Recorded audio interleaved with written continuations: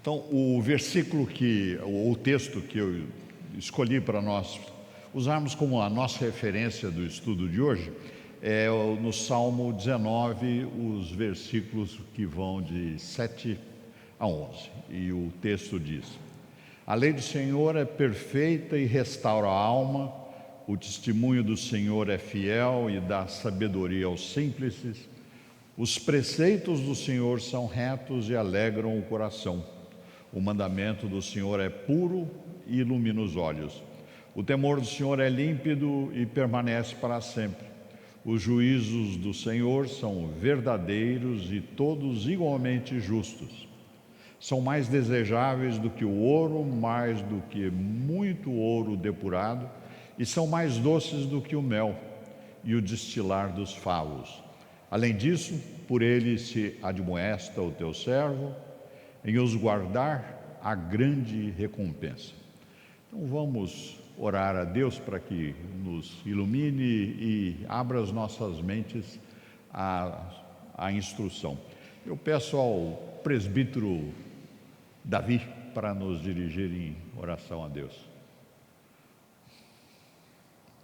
Pai Santo, continuando na Tua presença, onde pudemos Te cultuar e louvar o Teu santo nome, neste momento nós nos dedicamos a aprender mais da Tua palavra e da Tua instrução.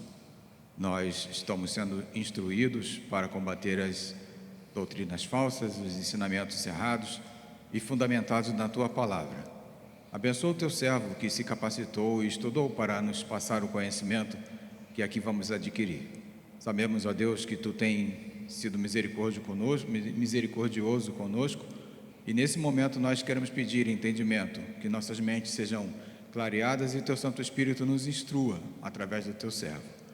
Capacita-nos, Senhor, a entender e a assimilar todos os conhecimentos aqui que serão passados. Obrigado, Pai, mais uma vez, pela oportunidade de estar na Tua casa. Nós oramos assim em nome do Teu Filho Jesus. Amém. Amém. Então, qual é o objetivo que nós temos tido aí nessa série de estudos que estão sendo apresentados? E é que para expor os conceitos que orientam e formam as opiniões e os valores no século. E hoje nós vamos estudar um tema que não é uma filosofia, mas é um comportamento, se é que os estudiosos me permitem isso. É uma atitude, um comportamento que existe dentro da cultura entre nós, seres humanos, e que é o radicalismo. E a sequência do que nós vamos ter vamos olhar brevemente, é um breve estudo, o que é o conceito de radicalismo, a visão do século vamos dizer, da ocorrência do radicalismo, e novamente não é como nós temos visto em vários outros estudos, o radicalismo não é uma filosofia, não é um ponto de vista que foi estabelecido e tem sido defendido como outros, existencialismo, como feminismo e estudos dessa natureza. Mas ele tem uma presença bastante marcante dentro da cultura.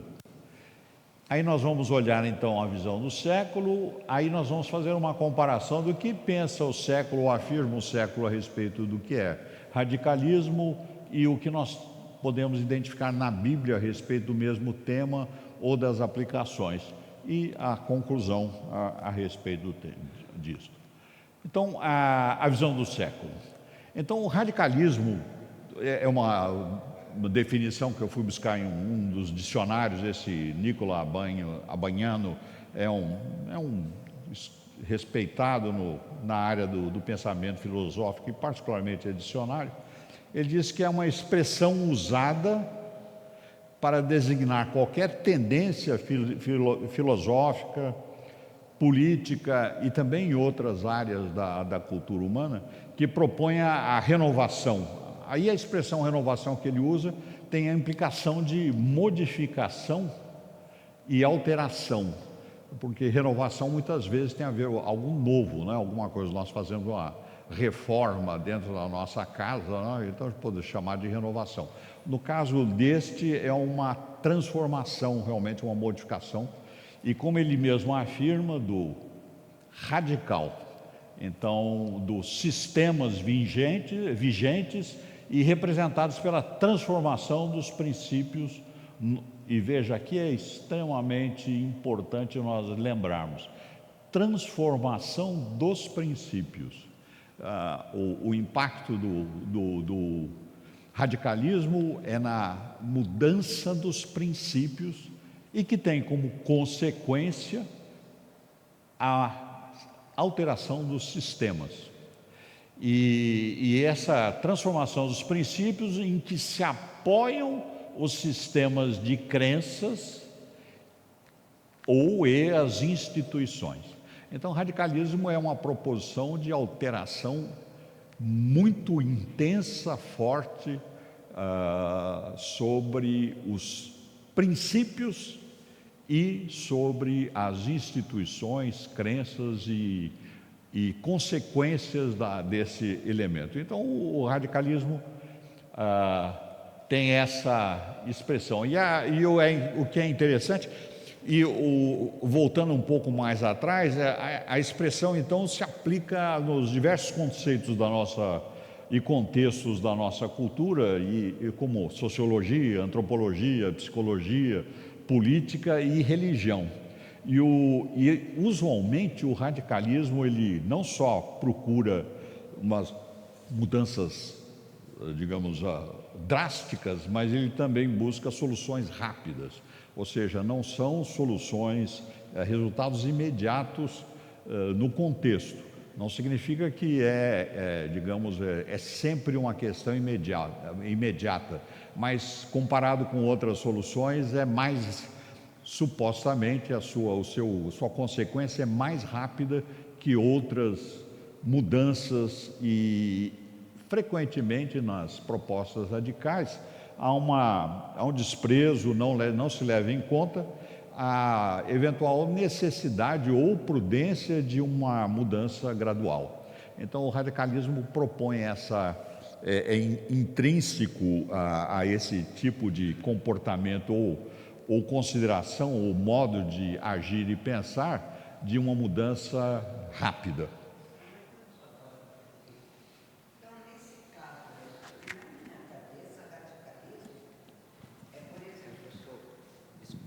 Eu sou crente, vamos supor, e eu não abro mão disso. Então, algumas me chamam de radical porque eu não abro mão disso. Então, radical é querer trocar isso, mudar esse conceito de que eu sou crente, não saio disso, e alguém quer minar esse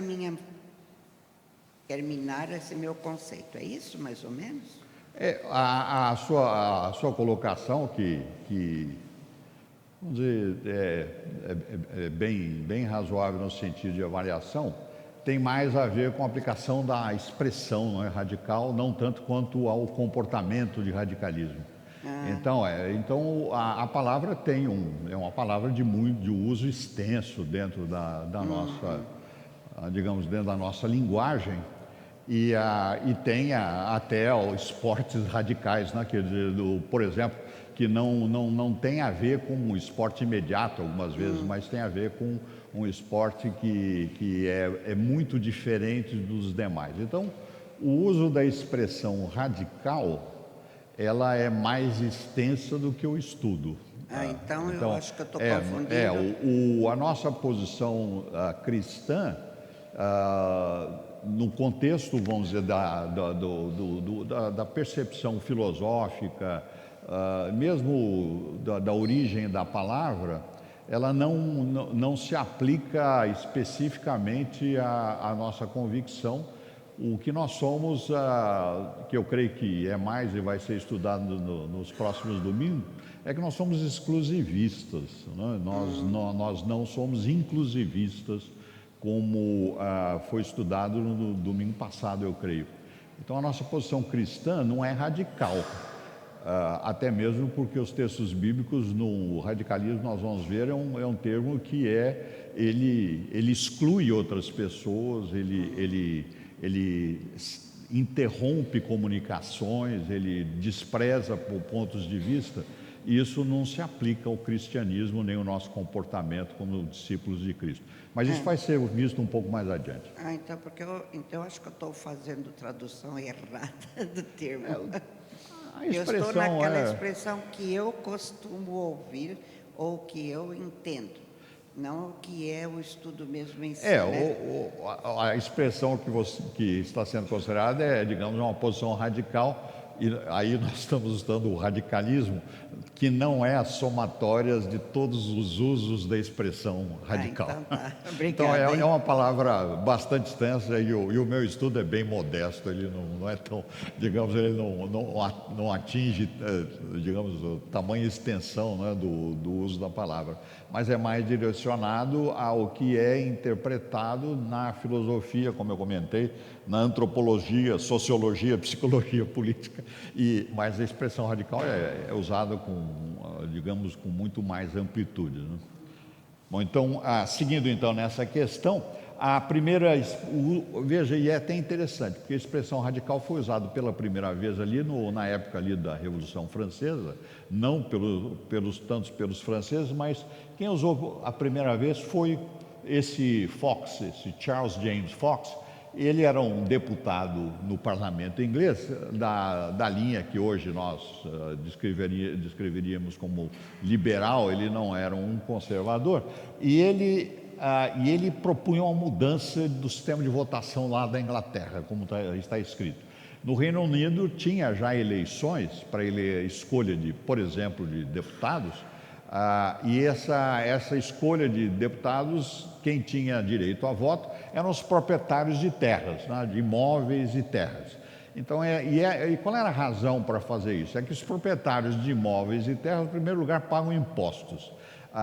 Esse é um ponto mais severo. E outros, eram uma maneira de assegurar que o indivíduo era daquela região.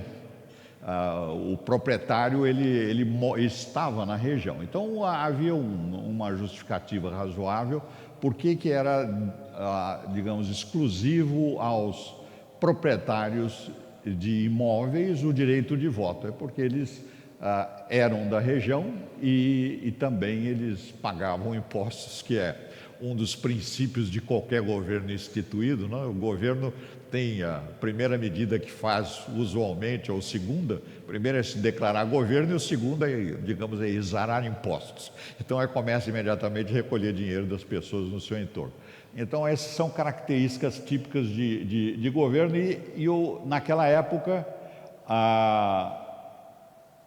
o Fox então apresentava, em função dos movimentos da época e da questão social em geral, que o voto deveria ser a todos os cidadãos. Até a expressão cidadão lá, digamos, nem era usada na época, era mais os súditos, né?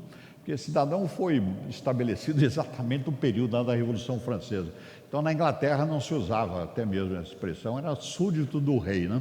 Os súditos e a questão de cidadania, aliás, até um ponto que eu acho interessante, nas nossas traduções bíblicas, muitas vezes coloca a expressão, né, que nós somos cidadãos do reino, né? Não existia essa expressão na época de Jesus Cristo, nada disso. Nós somos súditos do rei.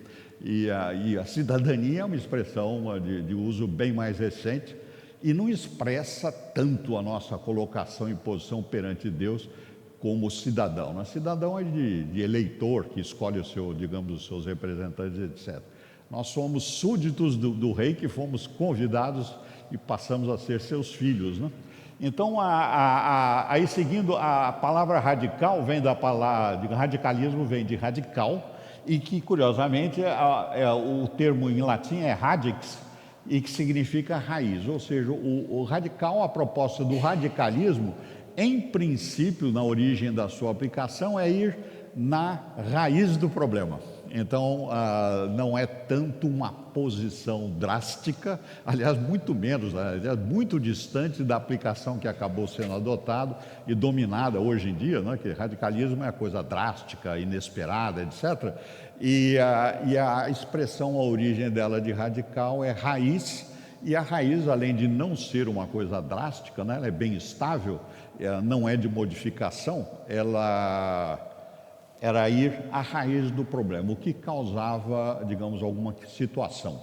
Então, são os fenômenos, né, que nós vemos no nosso entorno, é que uma palavra, ela, digamos, ela expressa um pensamento corrente que não tem nada a ver com a sua origem, mas que é o caso de radical. Então, na sociologia, então, como nós comentamos, há várias áreas, algumas principais dentro da cultura, elas usam essa expressão de radicalismo. E na visão do século, né, na sociologia, o radicalismo ele pode ser entendido como uma forma de pensamento e ação que propõe mudanças profundas na sociedade por métodos extremos, revolucionários, violentos contra o status quo e a estabilidade e ordem social existente. Então, veja bem, a proposta aqui, digamos, dentro da sociologia é a análise do que, dentro do campo da sociologia, que trata, de certa maneira, das relações humanas e das instituições, o que é o significado que é contemporâneo. Então, vamos tratar sociologia, vamos dizer, nos últimos 100 anos, né? Ou 100 e poucos anos. Não estamos olhando para a raiz da palavra. Então, aí é a questão do uso, né, que muitas vezes nós temos feito de algumas expressões. Ela, na sociologia, ela vai estudar o que é, nesse uso da expressão radicalismo, a proposta no campo da sociologia. E eu vou fazer uma breve análise desses campos principais, o que eles defendem, e depois nós vamos verificar se dentro do contexto da religião, e inclusive nesse estudozinho digamos, de análise de contexto, a religião é parte disso, né? Sociologia, a cultura tem o aspecto da religião genérica, né? Religiões em geral. E aí nós vamos olhar no nosso referencial, que é a Bíblia, o que ele trata a respeito dessa maneira de raciocinar chamado radicalismo. Na antropologia, que é muito próximo da sociologia, trata do comportamento humano e das atividades dos grupos humanos. Então, ele é uma abordagem. Então, a antropologia analisa como, digamos, as estruturas sociais de pensamento e as relações entre os homens no sentido de cultura humana, ela funciona e como se organizam, né? Então, na antropologia, o radicalismo é uma abordagem crítica, radical, não é? Mas crítica drástica, que propõe o desmonte das estruturas. Aí vem uma expressão bastante importante e que é efetivamente uma das proposições do radicalismo, é desmontar, é fazer uma coisa, por exemplo, os que lembram de alguns, digamos, daqui da história recente da América Latina, no Peru tinha um grupo chamado Sendero Luminoso, que era, digamos, a lâmpada, o facho luminoso. E esse era um sistema, digamos, era inicialmente anarquista, mas depois eles propunham reestruturar a sociedade, destruindo toda a sociedade, desmontando a sociedade que existia no Peru e colocando no seu lugar um outro tipo de sociedade, e eles defendiam uma posição comunista, socialista, mas o propósito deles era radical, era radicalismo aplicado ao estrito sensu. Então, e bem, digamos, tipicamente digamos, uma avaliação antropológica, né? Então, a questão é desmonte das estruturas de pensamento, do discurso, da maneira que se descreve e se apresenta as linhas de pensamento, e cultura. A cultura são todos os elementos que organizam uma grande sociedade. A cultura é algo bastante extenso. E a cultura é resultado de uma instrução de Deus para que nós temos lá no Gênesis, né? É para nós irmos e dominarmos a terra, né? Dominarmos no sentido de tratar, atuar na terra e todos os seus elementos. Então a cultura é consequência disso, né? São todos os sistemas, as maneiras de agir dentro de um grupo de pessoas, assim, de como nós temos hoje aqui na Terra, de 8 bilhões de pessoas. Então, cultura envolve esse relacionamento lato sensu, né, entre todas as pessoas e as formas que nós atuamos, eu estou falando nós seres humanos, dentro desse contexto da criação da Terra, né? Então, cultura é digamos, é algo que nós recebemos para organizar da parte de Deus, né? Agora, Deus também deu os outros elementos, né? Deus nos deu os princípios que nós deveríamos usar, e como nós vimos ali, Adão,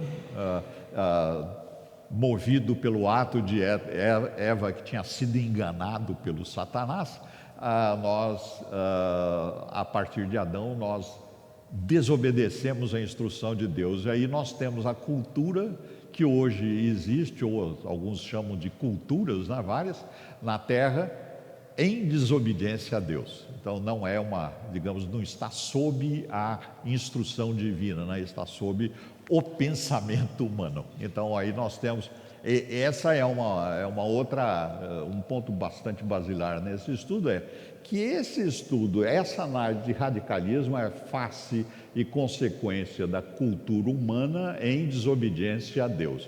Ou seja, em nenhum ponto aqui nós devemos ponderar ou pensar que radicalismo reflete alguma coisa, como está sendo apresentado aqui, de instrução divina, cristianismo ou as nossas próprias convicções, minhas e nossas aqui dos irmãos na igreja de Vila Guarani.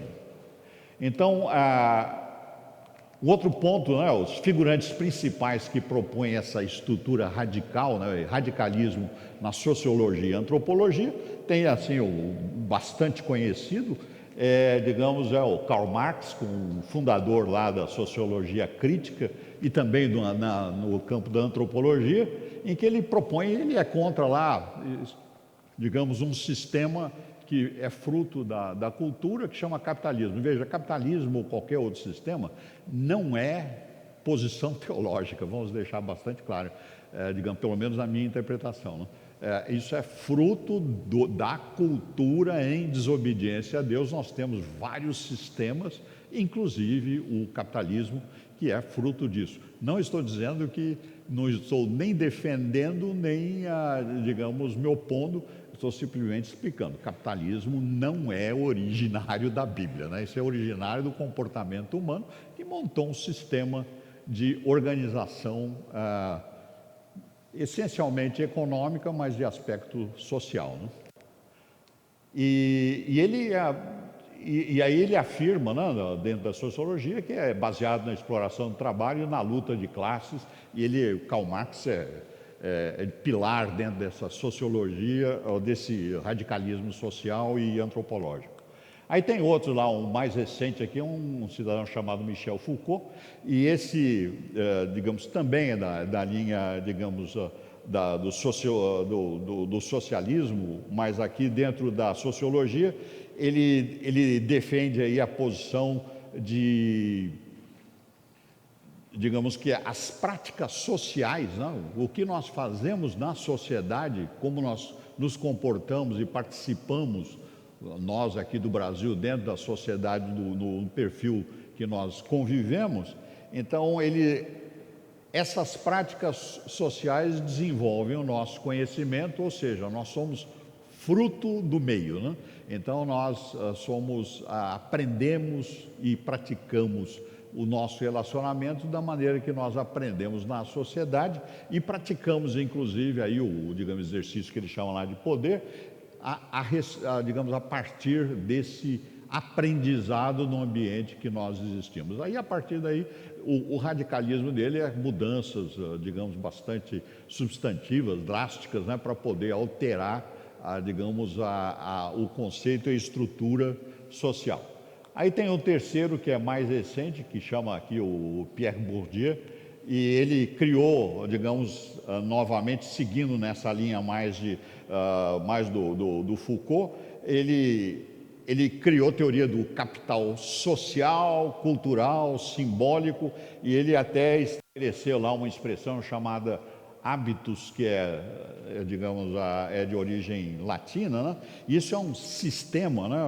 É um sistema de disposições, tendências e modos de agir e pensar que são internalizados. O sentido internalizado é que são adotados, né? São aceitos e estabelecidos por nós, pelos indivíduos, através de um processo de socialização e interação, ou seja, novamente, nós somos frutos, né, do meio, né, o meio nos faz.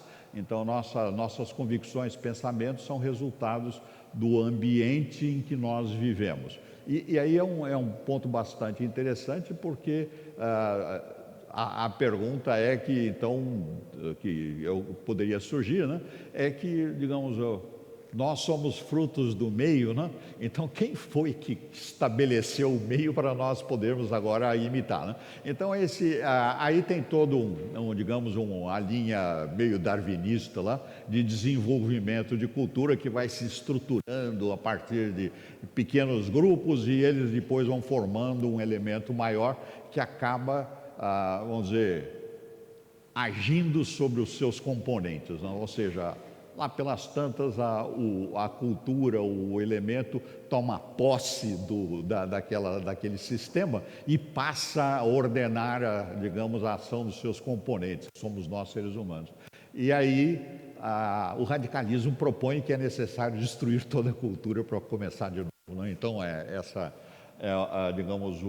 E esse Bourdieu aqui, ele é um dos pilares aí da crítica chamada pós-moderna, que é agora do fim do século XX, começo do século XXI. E aí, então, vem o radicalismo político, que eu vou passar, como diz lá, passando rapidamente uma visão geral a respeito desses elementos principais que são as áreas da cultura, né? Então, o radicalismo político são essas ideologias e práticas políticas que propõem as modificações. Aí a política é prática, né? A filosofia é bastante reflexiva, considerando a política frequentemente, se vocês me permitirem essa liberdade aqui, que os sociólogos e antropólogos poderão, ficar bem descontentes, a política é consequência da filosofia e posta em prática dessas ideias, né, drásticas, etc. Então, na política, eles também propõem, então, mudanças bem drásticas, adoção de soluções extremas, revolucionárias, e aí não consta aqui, e rápidas, né, na sociedade. A rapidez, né, ganhar tempo, reduzir os períodos, é um dos elementos bem assim predominantes no radicalismo. E aí, muda um pouco, aquela aplicação, né, no cristianismo. A minha posição é radical. Sim, radical no sentido que somente Cristo, né? Cristo é só Cristo que nos leva a Deus, né? Nós podemos retornar à nossa posição de sermos aceitáveis perante Deus através de Cristo. É o sacrifício de Cristo.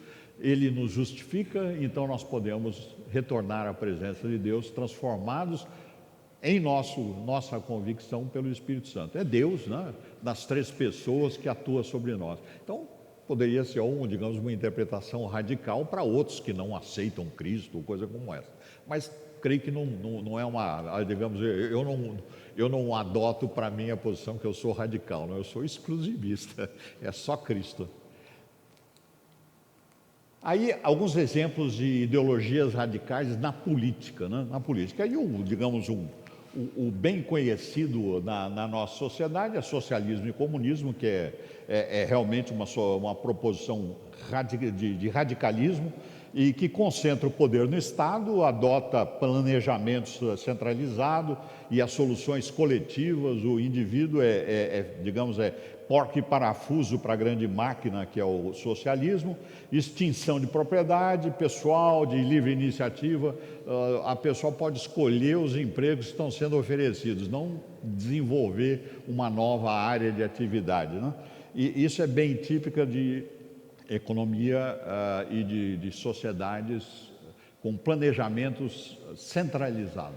Planejamento centralizado não pode ou não deve ser influenciado por iniciativa privada, porque senão atrapalha o planejamento central, né? O planejamento, lá pelas tantas, o indivíduo manda ele produzir alguma coisa em algum lugar, lá uma porca, um parafuso de uma fábrica, e o indivíduo vê uma oportunidade ótima de fazer um prego, né? Não pode, é para fazer porca e parafuso. Então, nesse exemplo de política radical, o socialismo e o comunismo, que é, vamos dizer, a consequência final do socialismo, digamos, eles estão dentro do mesmo conjunto, né, de visão, digamos, sociológica e política. A religião, por exemplo, é considerada como um ópio, né? Para poder enganar as pessoas, né? Então, o que importa mesmo é o indivíduo se libertar de certos princípios ou vícios mentais que ele recebeu e entender que ele, ser humano, é que é o mais importante, ele é o centro. É claro que no centro é a coletividade dos humanos, né? Mas a pessoa não pode se arvorar ou se proteger sob a ideia de um ser divino que tem poder sobre todas as coisas. Então, e isso é a posição do Marx, do Engels, etc. Todos nós aqui que já passamos alguma época aqui no Brasil, nós recebemos esse tipo de instrução como parte de um efeito lá de um brasileiro bem dessa área radical, que chamava lá Freire, né? O Paulo Freire. Isso aí, ele mudou o sistema nosso educacional, influenciou, e ele colocou um raciocínio de radicalismo dentro das interpretações, digamos, de cultura, né? E aí os principais figurantes aí que a outra coisa também bem relevante que nós não podemos expressar é que no socialismo e no comunismo todos esses pensadores eles eram antifamília, todos eles. Digamos, e quando alguma pessoa propõe até que, digamos, pode haver um comunismo cristão, pode haver um comunismo de família, não pode, porque o conceito de família é rejeitado dentro da filosofia comunista e dentro da política. Eu até havia comentado aí numa dessas aulas aí que nós estamos tendo, que durante o período que foi ali do Lenin, na Rússia, eles extinguiram o casamento. Então, aí virou uma confusão social dentro da União Soviética, e que eles tiveram que, na época que o Stalin entrou, eles reinstituíram o casamento, porque houve uma confusão na sociedade de tal ponta lá que reconheceram que tinha que montar uma estrutura de controle do comportamento das pessoas. Um outro exemplo clássico aqui é o nazismo, né? O nazismo é uma política radical também, uma política de aplicação radical. E esse também é concentração de poder no Estado, adoção de planejamento central, restrição de propriedade pessoal, livre iniciativa, restrição ou proibição de liberdade de expressão, eugenia, que alguns, eu creio que muitos conhecem. Eugenia é você matar as pessoas que têm defeitos físicos ou problemas, digamos, ou idade muito avançada, isso chama-se eugenia. Então, era um dos princípios, né, que as pessoas, digamos, que não estavam dentro de um modelo digamos, ariânico lá, de uma saúde perfeita, etc., eles deveriam ser mortos e foram, né, diversos deles. Então, o nazismo tinha essa questão de racismo, evidentemente, dependia do mal, o conceito de raça, né, que o problema de raça, eu sempre fico pensando, né, dentro da minha limitação de engenheiro, mas como raça, tem alguma coisa diferente de homo sapiens sapiens, né? Quer dizer, exceto para a nossa presidente lá, que era um homo, digamos lá, tinha alguma coisa de mulher lá, digamos, algum tempo atrás. Então, homo sapiens sapiens é a raça, né? Então, agora, se nós temos diferença por exemplo, de tamanho, né? Pessoa de 1,90 m, 2 metros e outro de 1,60 m, né? Meu caso aqui. Então os demais, o indivíduo que tem digamos, uma cor de pele, digamos assim, com tendência mais para o amarelo, e uma pessoa que tem cor de pele com tendência mais para o marrom, ou a pessoa que tem uma cor de pele com tendência mais para o vermelho, ou para essas questões de cor de cabelo, cor de olhos, né? Nós não, digamos, estabelecer diferenciação dentro da raça humana, chamando que são raças diferentes, é um absurdo. E nós cristãos sabemos que todos nós somos descendentes de Adão e Eva, e particularmente de Noé e sua esposa e seus filhos, né? Porque naquele período ali, depois de Adão e Eva, quando chegou Noé, toda a raça humana foi dizimada, e tivemos lá então a consequência da descendência por parte de Noé e sua mulher e dos seus 3 filhos, que, digamos, geraram a população de todo o mundo. Então, raça é uma só, não é? A raça humana. Então, agora, as aparências, aí Deus atua dentro daquilo que Ele criou, que é o nosso código genético, e no código genético Ele, digamos, tem incontáveis opções, né? E que ocorrem de acordo com a vontade divina.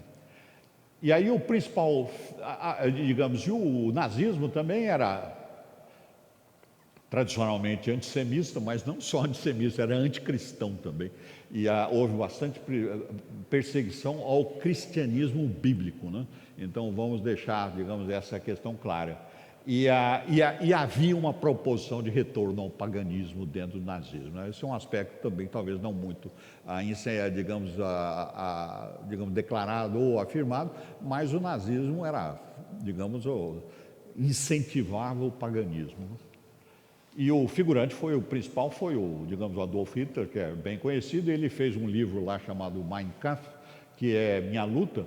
E os que leram, eu também não li a obra lá do Karl Marx também, né, digamos, a respeito disso, mas os que leram apontam que o nazismo tem muitos aspectos comuns com o socialismo. E não é à toa que o partido nazista era chamado de socialista, né? E, finalmente, um outro tipo de ideologia era o fascismo, que é uma outra categoria de socialismo e que foi estabelecido lá pelo, digamos, o principal promotor disso foi o Benito Mussolini, que foi lá um ditador lá na Itália, começando na meados do século de 1920, seguindo até 1940. E ele, inclusive, tem seguidores aqui no Brasil, que teve aqui um cidadão chamado Plínio Salgado, e muitos descrevem que Getúlio Vargas era fascista mesmo. Aliás, hoje em dia é muito promovido, né, por partidos da esquerda, que não é novidade, porque o fascismo também é socialista.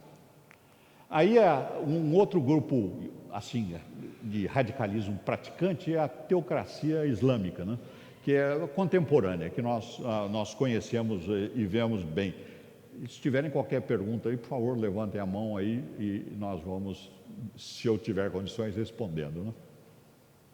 Então, na teocracia islâmica, esse é um sistema político, e eu estou chamando de sistema político porque eles são organizados em países, né? Como nós já vimos lá, tem governo, etc., Irã, Iraque, Afeganistão, esses países todos são teocracias islâmicas. E eles estão organizados, né? Tem até assembleias, parlamentos, etc., sistemas de governo, digamos, sistema legal. Então, na teocracia islâmica, o que é a base do sistema judicial dele e a Constituição lato sensu é o que é chamado de Sharia, né?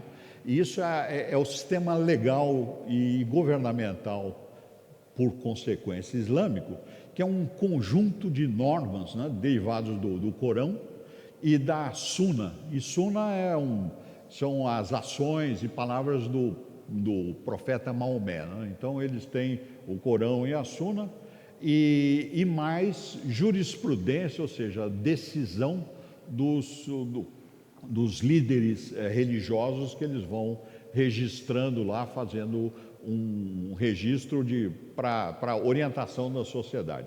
E esse sistema deles da Sharia, ele aborda os aspectos em geral da vida em sociedade, não é? Digamos, tem família, negócio, finanças, ética, comportamento social, comportamento político, etc. Todos eles são considerados dentro da Sharia, né? E os líderes religiosos, eles são os líderes no ápice da pirâmide, né? Eles são eles que orientam, digamos, os níveis inferiores. E digamos, na teocracia islâmica, existe uma tendência, porque eles chamam digamos, de autocracia, né? A autocracia é uma pessoa que tem um poder absoluto ali, ele é o pico, né, da pirâmide, ele, digamos, não é monarquismo, mas ele tem mas é que se chama usualmente de autocracia, né? Uma pessoa com o poder praticamente absoluto. E o sistema deles tem como consequências, né? Eles têm concentração de poder no Estado ou na pessoa, restrição, proibição de liberdade e restrição a religiões bastante severas, como nós temos visto em vários lugares. Aí na filosofia, o radicalismo é usado para designar, é muito parecido com a política e na sociologia, uma tendência filosófica ou política que propõe a renovação, a modificação radical dos sistemas vigentes e representado pela transformação dos princípios. Novamente aqui, a chave digamos, a transformação dos princípios, são os pontos fundamentais, né? Por exemplo, na filosofia é perfeitamente válido questionar a autoridade dos 10 mandamentos. Então, digamos, esse tipo de questão é até incentivado, né? Que a pessoa tem que exercer o que eles chamam de característica crítica, capacidade crítica, né? Capacidade crítica é analisar e eventualmente rejeitar princípios existentes através de algum tipo de raciocínio que seja reconhecido pelos demais participantes lá do exercício, né? Então, na filosofia, é uma mudança radical dos princípios que apoiam os sistemas de crenças e instituições tradicionais. Nós já vimos isso na definição original. Ou seja, a parte de crenças é bem importante nós acompanharmos, que é o que, digamos, é um sinônimo que a cultura e a sociedade usa para a fé, né? E que nós temos a nossa definição de fé estabelecida pelo texto bíblico. Então, a crença é a nossa convicção em alguma coisa, que algo é válido, algo é certo. Agora, a crença aqui é lato sensu e pode ser crença baseado em sistema ou pode ser crença, digamos, baseado em preferência de natureza, ou chamar de emocional ou pessoal. Então, exemplos de radicais, aí como nós sabemos, aí o marxismo, e aí eu não estou chamando de comunismo porque a linha de pensamento aqui é marxista, ela não é um sistema econômico, né? Ela é mais abrangente, ele atua em vários setores e na filosofia é chamado de, essa análise genérica de vários segmentos, é chamado de marxismo, não é chamado nem de socialismo e comunismo, que é organização social e econômica, né? Então, o marxismo é são linhas de pensamento baseadas nas ideias do Marx, Engels e diversos outros que nós eu creio que todos nós aqui já conhecemos e já vimos. Então, esses sistemas aí, eles são basicamente contrários, né? Eles rejeitam digamos, a livre iniciativa, digamos, a identidade pessoal. Isso é sempre, digamos, contestado, e o bem comum, que na filosofia chama utilitarismo, né? O bem para a maior parte, ela é a preferência, né? O ser humano o indivíduo tem que se subordinar ao coletivo, né? Então esse é o ponto principal. E no marxismo, absoluta rejeição de religião, de Deus, etc. Aqui eles defendem realmente que é o ópio do povo.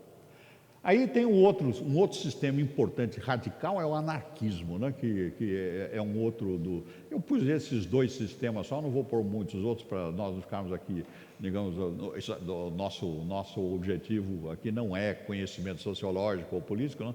É mais compreendermos como é que funciona a nossa sociedade em que nós estamos participando e devemos interagir para proclamar a mensagem de Cristo, né? Então nós temos que entender o que é que o nosso, digamos, o nosso ouvinte, né?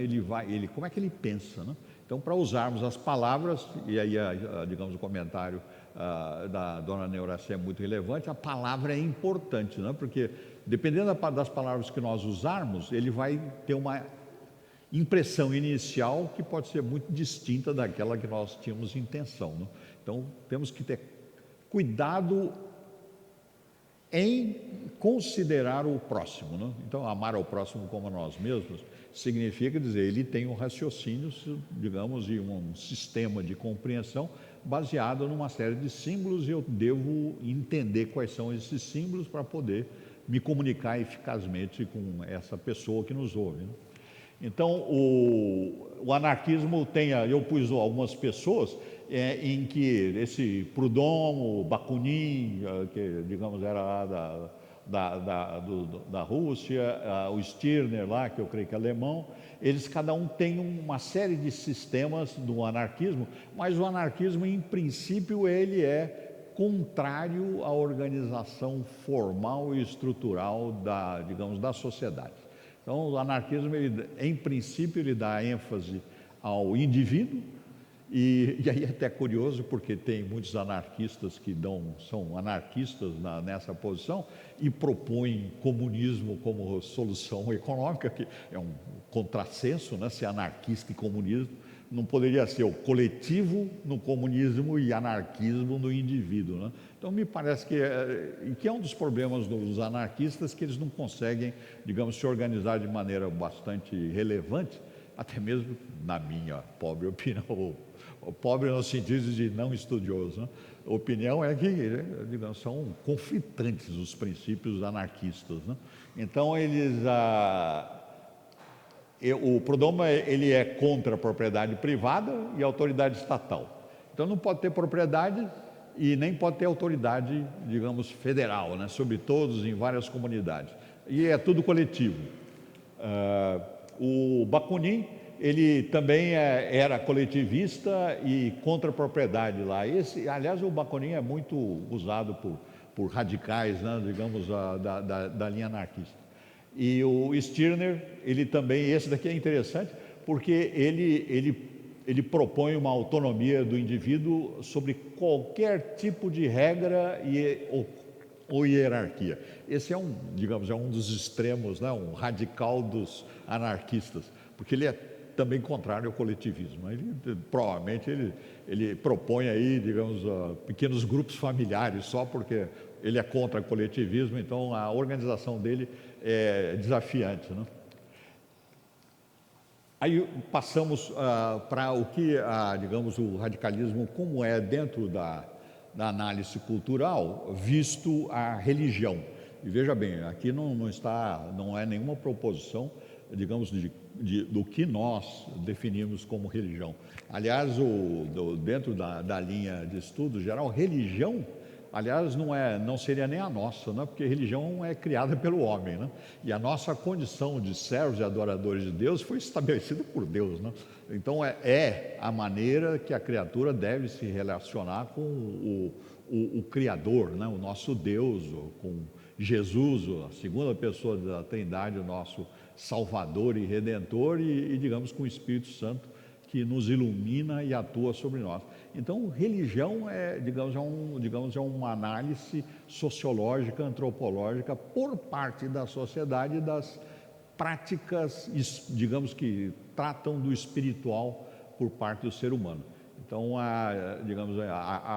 até tem grupos, né, dentro dos próprios nós crentes reformados, que tratam, né, debatem a respeito de religião é própria ou não ser denominada as nossas crenças. Mas essa é a prática cultural e nós temos que nos comunicar com a pessoa. Então, quando eu vou falar qual é a minha religião, né, eu sou cristão, eu sou seguidor de Jesus Cristo, né? Então, é para o meu interlocutor entender. Agora, dentre nós sabemos que a única maneira de adorar a Deus é a maneira que Ele estabeleceu e que nós, por graça divina, seguimos.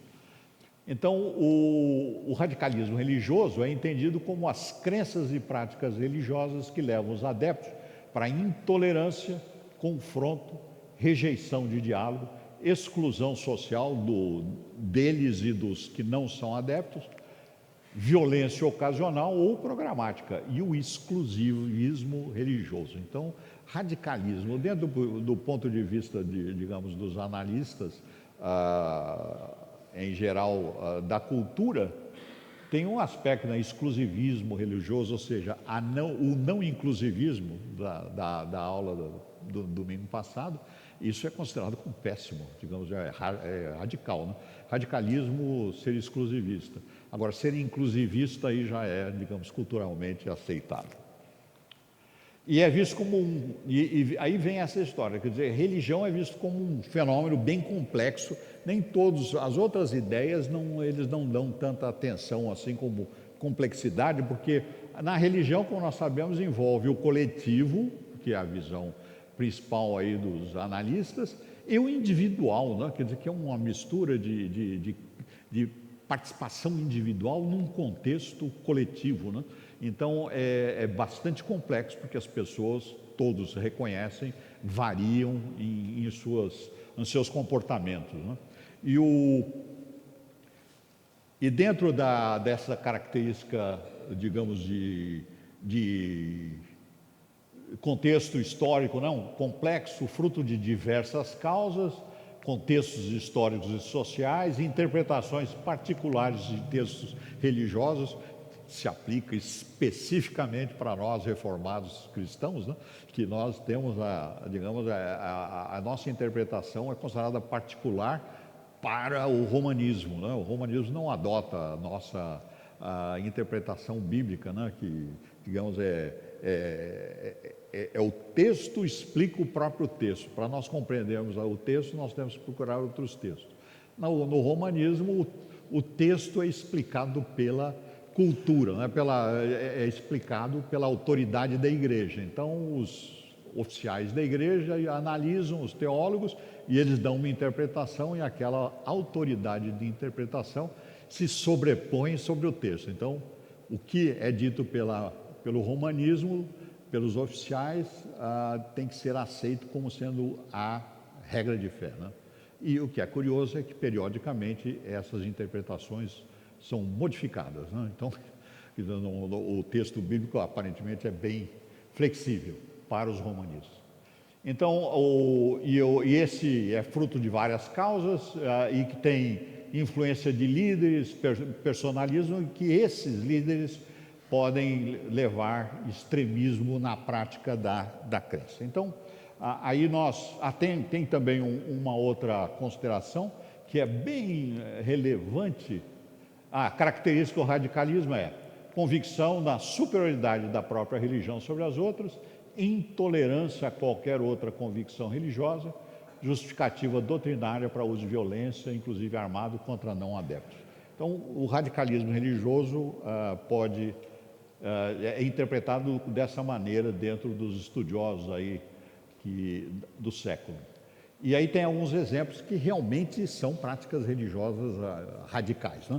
As cruzadas, né? Cruzadas, realmente, os que estudaram na história, realmente foi uma prática radical, violenta, intolerante, que foi, digamos, executada ali a partir do século IX, X até o século XIII, XII. E ela não se restringiu somente digamos, ali ao Oriente Médio, ali à Palestina. Houveram cruzadas também, por exemplo, contra grupos cataritas no sul da França. Houve cruzadas lá, que eles foram lá, mataram todas as pessoas, se organizaram em grandes grupos, os papas deram dispensa de todos os pecados e crimes para os participantes, como era típico das cruzadas, então essas cruzadas foram bastante praticadas no romanismo, aí entre o século IX e XII. Aí teve a Inquisição, que também foi uma proposição bastante radical. A Inquisição, como provavelmente todos já conhecem, ela foi praticada ali no século XVI, a partir de 1550 ou 40, alguma coisa, quando foi organizada o primeiro, digamos, movimento de Inquisição e me parece que foi, digamos, lá para o sul da França mesmo, e depois na Itália, e depois na Alemanha, e finalmente, digamos, na Península Ibérica. E a Inquisição foi praticada contra os judeus e os protestantes também, foram os dois alvos principais da Inquisição. Aí teve esse chamado, aqui não é muito conhecido, eu creio, aqui no Brasil, os pogroms anti-judeus no Império Russo, mas foi, digamos, uma série de perseguições aos judeus pelos, digamos, vamos dizer, genericamente naquela região era a igreja grego-ortodoxa russa, e que eles são da linha de cristianismo lato sensu, né? Mas eles perseguiram violentamente os judeus em vários países do leste europeu, né? Até a Polônia, mais ou menos, e indo para o leste, até o interior da Rússia, por sul, etc. E esses pogroms, os que se interessam pelo estudo lá do sionismo, foram uma das razões principais do movimento sionista de retorno a Israel, ali no século XIX, mais ou menos, né, que começou essa questão.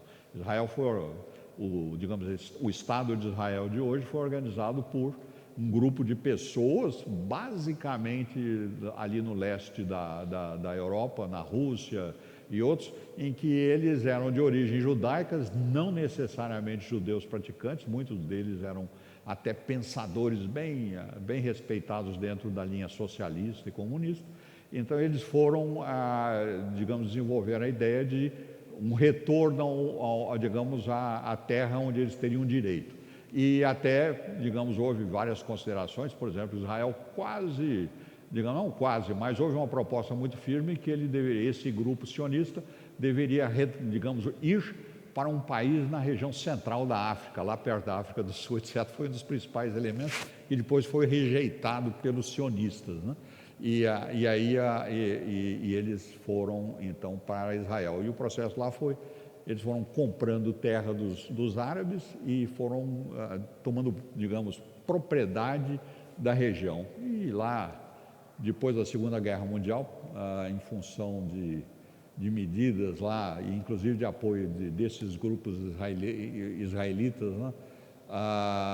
Ou israelenses, aí eu creio que são mais israelenses, eles receberam apoio da ONU para a formação de um país ali na região da Palestina, que era domínio turco, e a Turquia apoiou o eixo.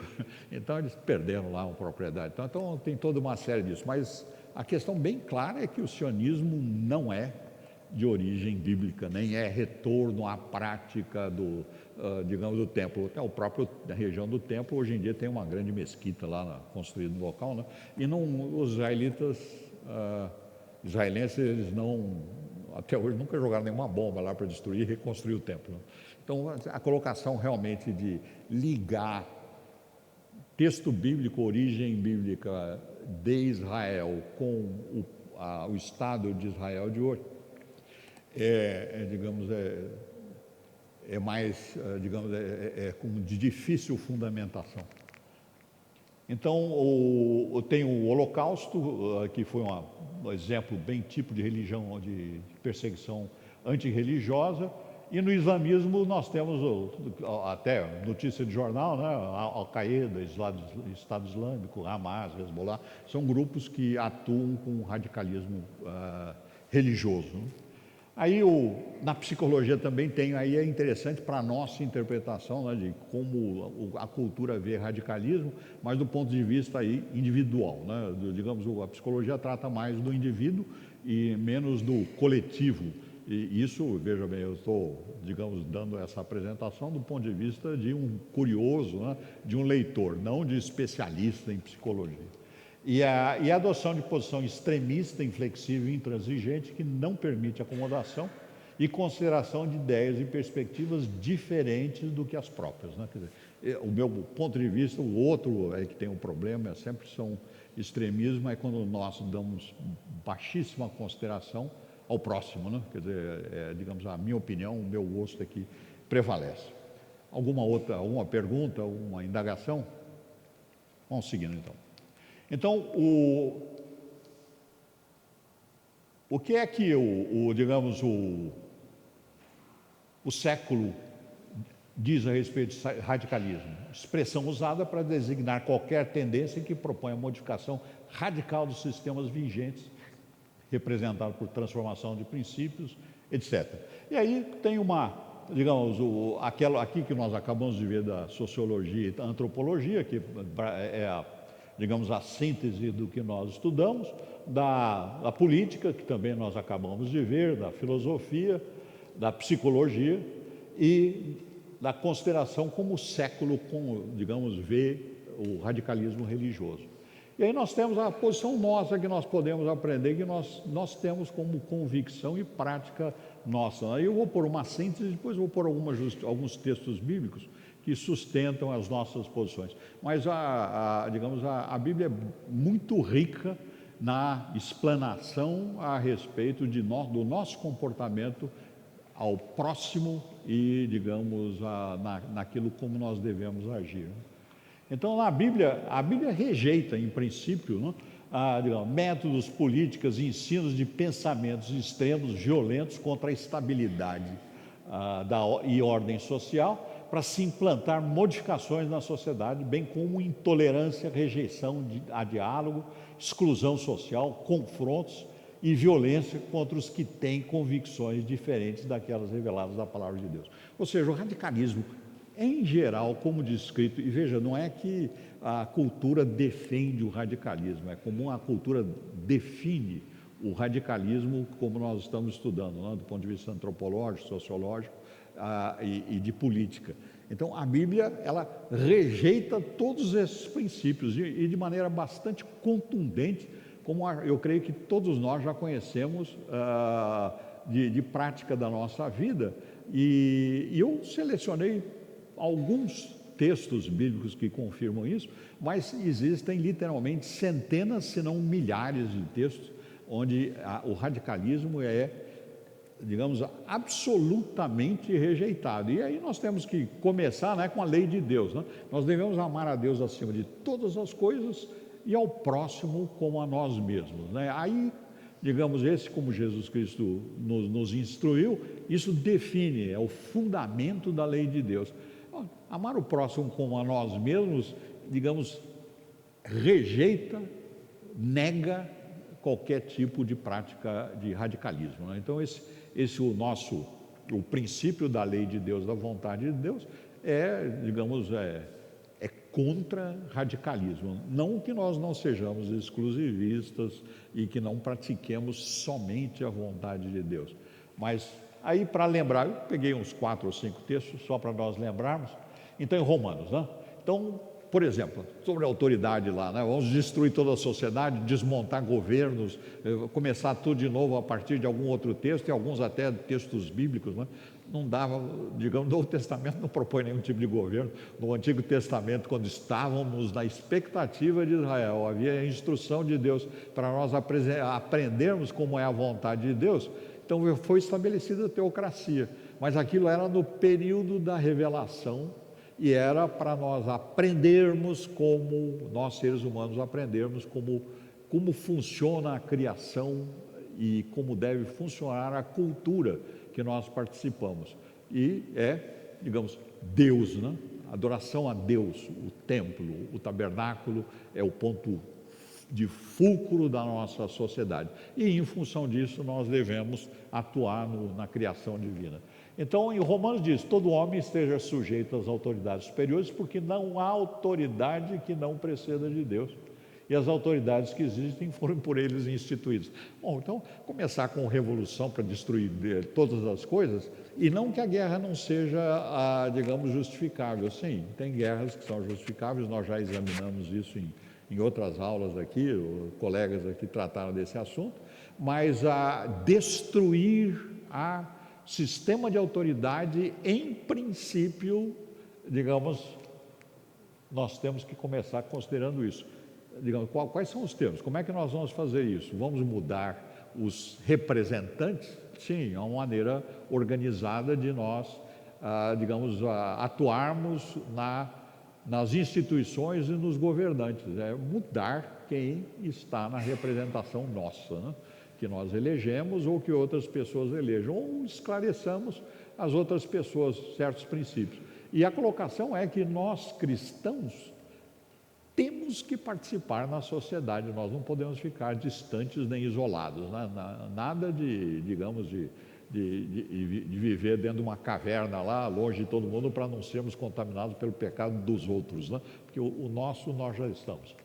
Então, em 2 Timóteo, antes de tudo, exorto que se use a prática de súplicas, orações, intercessões, ações de graça em favor de todos os homens, em favor dos reis e de todos os que acham investidos de autoridade, para que vivamos vida tranquila e mansa com toda piedade e respeito. E isto é bom e aceitável diante de Deus. É o que nós praticamos continuamente e é a autoridade, em princípio, vem de Deus. Quer dizer, em princípio, no sentido vem de Deus, começa em Deus e vai para a pessoa. Então, nós temos no Antigo Testamento, né, Nabucodonosor, absoluta autoridade. O Daniel trabalhava lá para ele, era, digamos, era um ministro lá do Nabucodonosor, digamos, os reis que estavam lá, digamos, nas províncias romanas na época de Jesus Cristo, todos eles tinham autoridade que foram investidos por Deus. Aí, outro texto, esse daqui é a respeito de intolerância, falta de contato, desprezar a pessoa, não explicar nada digamos, e dizer que tem que aceitar, ponto final. O texto de Pedro, digamos, é bem esclarecedor. Mas ainda que venha a sofrer por causa da justiça, bem-aventurados sois. Não vos amedrontais, portanto, com as suas ameaças, dos que são injustos, nem fiqueis alarmados. Antes, santificai a Cristo como Senhor em vosso coração, estando sempre preparados para responder a todo aquele que vos pedir razão da esperança que há em vós, fazendo-o todavia com mansidão, temor, boa consciência, de modo que naquilo em que falam contra vós outros, fiquem envergonhados os que difamam o vosso bom procedimento em Cristo. Ou seja, intolerância é o que nós não, falta de diálogo, exclusão de pessoas que não são crentes em Cristo, é antibíblico. Vamos deixar bem claro, isso é desobediência, isso é pecado, digamos, e pecado grave, né? Porque desobedece a essa instrução digamos, divina. E finalmente, de Deus, quer dizer, não pode haver exclusão da nossa proclamação e do nosso testemunho, né? Jesus Cristo lá, o grande mandamento que nós recebemos, e Jesus, aproximando-se, falou-lhes dizendo: toda autoridade me foi dada no céu e da terra. Bom, então aqui, quem tem autoridade que por consequência os governantes da terra recebem, passando por o Senhor de toda a criação, agora que recebeu toda a autoridade. É Deus na pessoa do Filho, Jesus, que tem toda a autoridade sobre a criação, né? E dele se vem a autoridade subsequente. Portanto, fazei discípulos de todas as nações, batizando-os em nome, veja, todas as nações, batizando em nome do Pai, do Filho e do Espírito Santo, ensinando-os a guardar todas as coisas. Não está de imposição, corto a cabeça, se eu não precisa entender, faça, não? Tem que explicar, que vos tenho ordenado, e eis que estou convosco todos os dias até a consumação do século. Aí então vem a conclusão: a Bíblia rejeita o que o século chama de radicalismo. Ou seja, nós, cristãos, evangélicos, reformados, não praticamos radicalismo. Presbítero. Presbítero Marcos Serra, na minha modesta opinião, o que existe, na verdade, é uma questão de tensão entre a compreensão correta dos termos, né? Porque a sociedade, como o senhor bem falou, nós somos exclusivistas, nós não somos inclusivistas, nós somos exclusivistas. E por sermos exclusivistas, a sociedade nos vê como radicais, sendo que nós não somos radicais, nós somos exclusivistas. Por outro lado, há no segmento evangélico, para não se tornar exclusivista, ela se torna inclusivista, porque o mandado de amar aos outros Mas aí não é aceitar a prática dos outros, trazer para dentro da igreja práticas dos outros para aceitar os outros, para incluí-los no meio.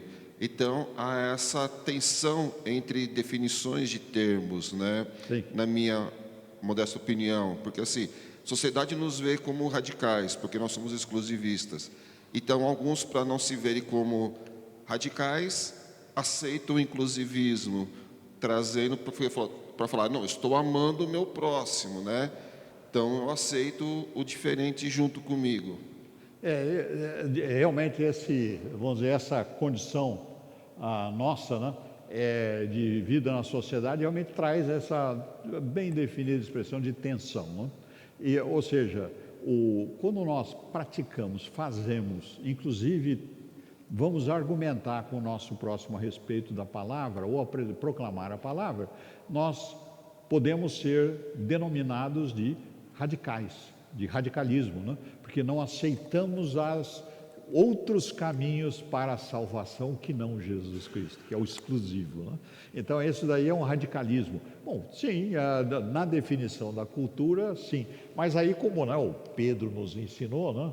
Todavia, com mansidão e temor e boa consciência naquilo que falam contra vós outros e difamam o vosso bom procedimento. Ou seja, nós temos que, com mansidão e paciência, explicar. Agora, nós também, graças a Deus, sabemos que quem transforma, quem muda a mente, não é a força do nosso argumento, digamos, a força irresistível do Espírito Santo. Agora, Deus, na sua absoluta sabedoria, vontade, Ele disse que o processo de salvação que Ele determinou e de proclamar o Evangelho. E nós proclamamos e o Espírito Santo transforma. Presbítero, eu não sei ainda como que está esse movimento, mas eu lembro que mais ou menos por volta dos meus 21 que eu descobri que ele existia, que é um movimento que se chama Radicais, que é um movimento de ditos missionários. Dentro da igreja evangélica tem lá movimentos radicais, e aí ele foi apresentado até na igreja batista, que o David ia, e eles falam, nós somos radicais, né? Porque a gente só aceita Cristo e tudo mais, né? É um movimento meio estranho, que todo mundo que voltou de lá voltou bem, sei lá. E aí eu não sei se o senhor já ouviu falar desse movimento, né? Até o movimento missionário, eles chegaram aí para fora, foram para a África e tudo mais, evangelizar. Não sei se o senhor já ouviu falar alguma coisa a respeito. Não conheço, digamos, para poder até dar explicações sobre as convicções e práticas deles. Já ouvi falar, mas ficou mais ou menos no superficial. Então, a colocação de afirmar que o processo que nós temos que praticar deva ser na linha de radicalismo, nós como evangélicos cristãos, missionários, proclamadores da palavra, é contraditório com o texto bíblico. Isso aí eu posso apresentar. Não, o texto bíblico não nos instrui em nenhum lugar a sermos intolerantes, praticarmos violência, digamos, manual ou armada, matarmos outras pessoas porque eles rejeitaram a Jesus Cristo. O que vocês lembram lá é quando, eu creio que João e o Pedro, talvez, eles tiveram lá, Jesus Cristo teve lá um debate com um grupo de pessoas e eles rejeitaram tudo. E aí os dois propuseram, vamos pedir para que venham, digamos, caem os raios do céu e os destruam. E Jesus falou assim, isso não cabe a vocês fazer isso aí, justiça para ser praticada é de Deus. Então, vocês são, nós somos discípulos de Jesus Cristo para proclamar o caminho da salvação. Agora, a prática de justiça no sentido de declarar e praticar a sentença de condenação é exclusivamente de Deus, né? Então, o radicalismo nesse aspecto, né, que é um dos elementos implícitos em radicalismo, é o extremo, digamos, é a ação drástica, violenta e intolerante, né, contra os não adeptos, né, os que não são crentes. E nós somos literalmente proibidos de fazer isso. Agora, não somos proibidos de defender a nossa família, a fé contra elementos em guerra e que tem uma sustentação muito razoável e que já foi apresentada aqui para nós sobre isso. As guerras têm justificativa, todavia, serem sempre, digamos, aí eu incluo, não, o reflexo da ação divina, não, sobre a sociedade, porque a guerra é terrível, causa muitos males, né?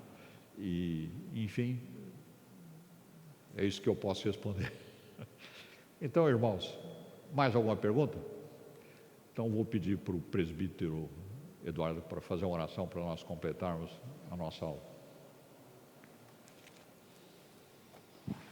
Senhor, Pai, nós te agradecemos por esse dia, porque o Senhor nos traz até a Tua casa, Senhor, para louvarmos e bendizermos o Teu nome e para sermos instruídos na Tua palavra, Senhor.